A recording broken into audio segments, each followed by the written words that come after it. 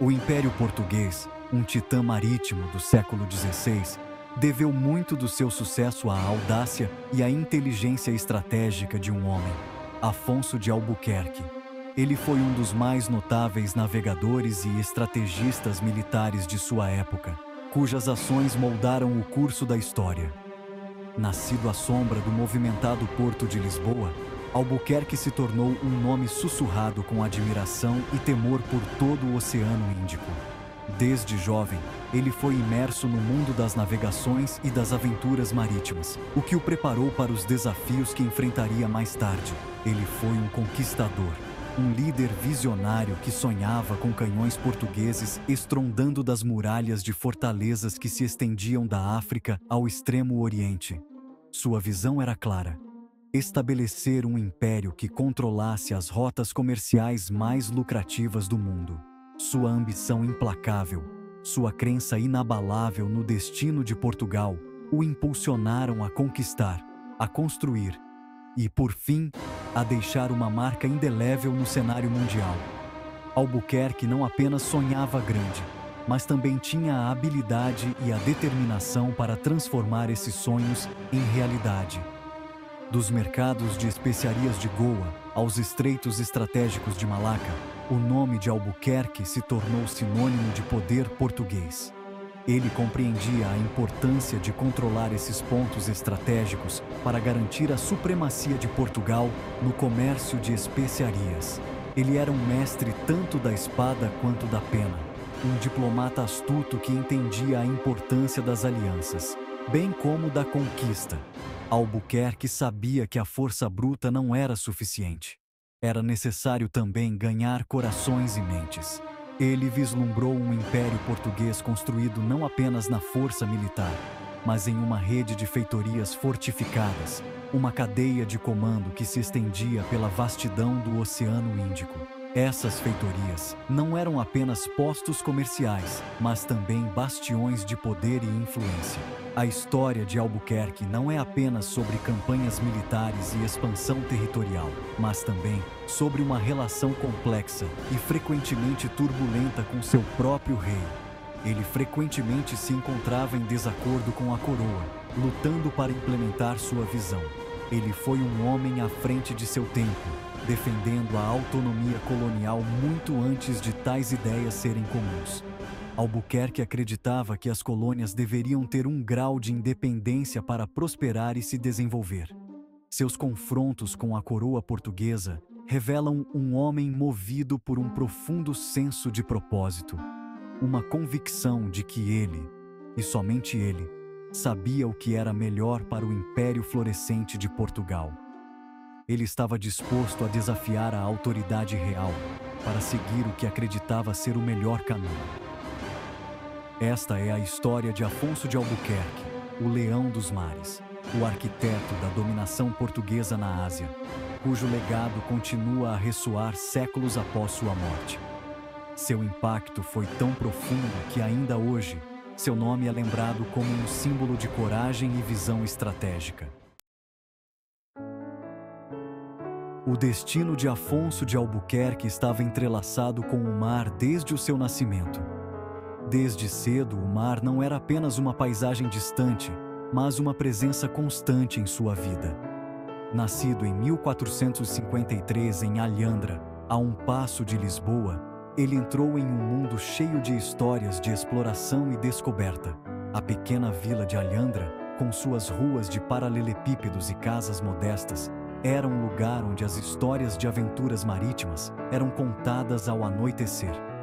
Portugal, uma pequena nação situada na beira da Europa, estava na vanguarda de uma nova era de exploração marítima, expandindo os limites do mundo conhecido cada vez mais para o leste a cada ano que passava. Os mapas de exploração portugueses, com suas linhas traçadas em direção ao desconhecido, eram símbolos de uma nação ousada e ambiciosa. Crescendo em meio aos cais e estaleiros movimentados de Lisboa, Albuquerque deve ter testemunhado em primeira mão a chegada de navios carregados de produtos exóticos da África e do Oriente. As docas de Lisboa eram um caldeirão de culturas, onde mercadores de terras distantes trocavam especiarias, sedas e histórias de lugares exóticos. Ele deve ter ouvido as histórias de intrépidos exploradores como Vasco da Gama, que havia recentemente aberto uma rota marítima para a Índia, abrindo um novo mundo de possibilidades para Portugal. Essas histórias não eram apenas contos de bravura, mas relatos de oportunidades e riquezas além da imaginação. Embora os detalhes da juventude de Albuquerque permaneçam envoltos em névoas do tempo, é evidente que ele teve uma educação privilegiada. Ele provavelmente estudou com os melhores tutores da época, aprendendo não apenas sobre navegação e geografia, mas também sobre política e estratégia militar. As ligações de sua família com a corte portuguesa o expuseram aos corredores do poder, onde ele provavelmente testemunhou em primeira mão as maquinações e ambições que alimentaram a expansão do Império Português. A corte era um lugar de intrigas e alianças, onde decisões que moldariam o futuro do Império eram tomadas.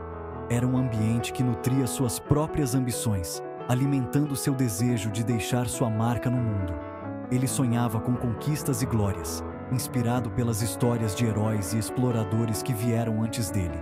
Esses anos de formação em Lisboa incutiram em Albuquerque uma profunda compreensão do fascínio do mar e seu potencial para transformar o destino de Portugal. Ele via o mar como uma estrada aberta para oportunidades infinitas, um caminho para a grandeza. Ele reconheceu que a verdadeira riqueza do Oriente não estava na conquista, mas no controle das rotas comerciais marítimas que traziam especiarias, sedas e outros tesouros para a Europa. O comércio era a chave para a prosperidade, e controlar essas rotas significava controlar o fluxo de riquezas. Essa percepção moldaria sua visão para o Império de Portugal na Ásia. Albuquerque entendeu que o futuro de Portugal estava no domínio dos mares e no estabelecimento de uma rede de comércio que ligasse o Oriente ao Ocidente, garantindo a prosperidade e a influência de sua nação por gerações. A entrada de Afonso de Albuquerque nos anais da história começou em 1503, quando ele embarcou em uma jornada que mudaria o curso da história. Ele navegou para o leste com seu primo, Tristão da Cunha, como parte de uma frota encarregada de proteger os interesses portugueses no Oceano Índico, uma missão de grande importância para a expansão do Império. A viagem foi repleta de perigos, um testemunho da natureza perigosa da exploração nesta época. Tempestades violentas, águas traiçoeiras e a ameaça constante de inimigos tornavam cada dia uma luta pela sobrevivência. No entanto, para Albuquerque, foi um batismo de fogo, uma oportunidade de testar sua coragem contra os desafios do Oriente.